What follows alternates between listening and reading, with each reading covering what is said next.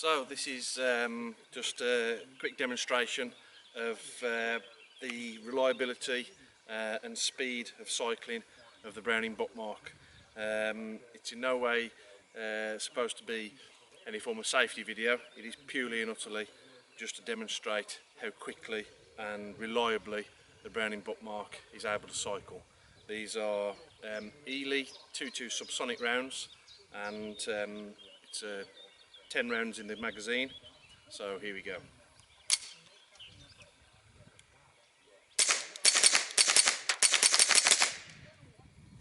I think you'll agree, that's quite good.